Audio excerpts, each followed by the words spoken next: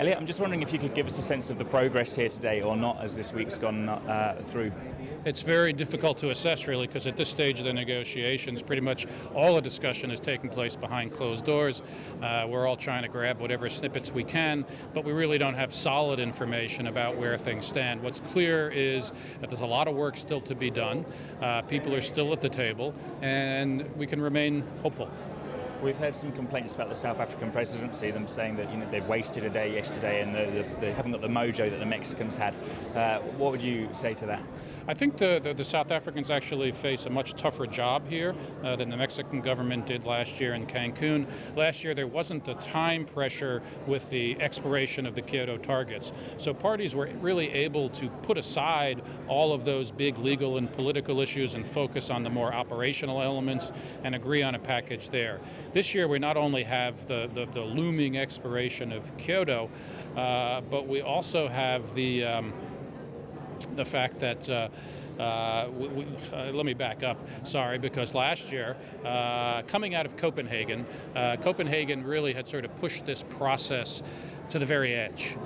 It was a real shock to the system, and people came to Cancun recognizing that another failure could actually be fatal to the process, so they were very committed to delivering a positive outcome.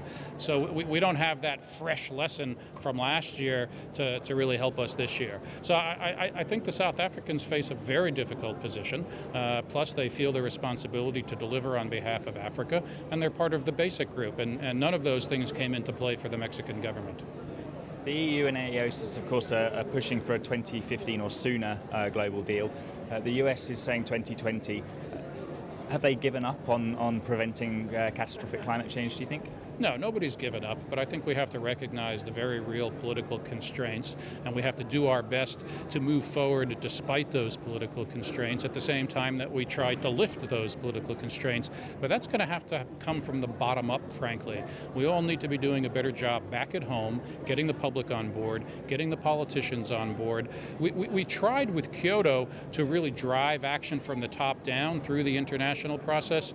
That didn't succeed, perhaps in the case of the EU, but outside the EU, we really don't see the evidence that that type of approach has been working. So I think it's time to reassess what we can expect of this process. We can't lay it all on this process. We can't expect this one process to deliver the grand solution.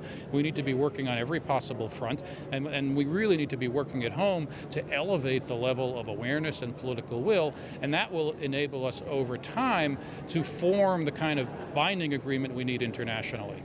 And is the outcome of this process going to be judged on the actions of the BASIC group over the next couple of days, if they fall behind the EU's target or the US target?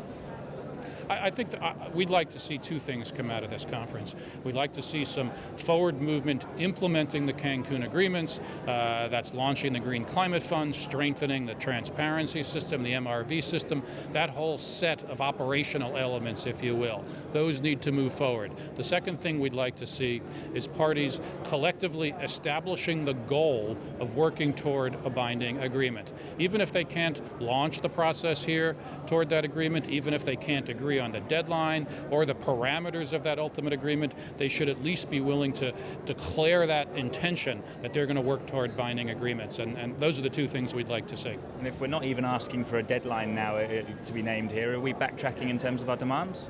You know, I think that there's a risk in setting deadlines that can't be met. We've experienced enough failure in this process.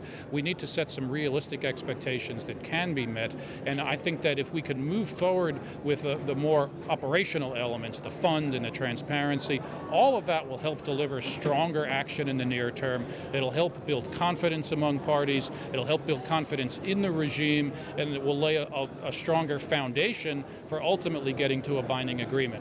A deadline would be nice. I don't think the politics are there at the moment to get a full roadmap of the kind the EU is looking for, but at least hopefully we can send a strong signal that that's the direction we want to go. And just finally, do you think the EU will save Kyoto if they don't have that deadline on the table? That's a good question, and only the EU knows the answer. Thank you for speaking.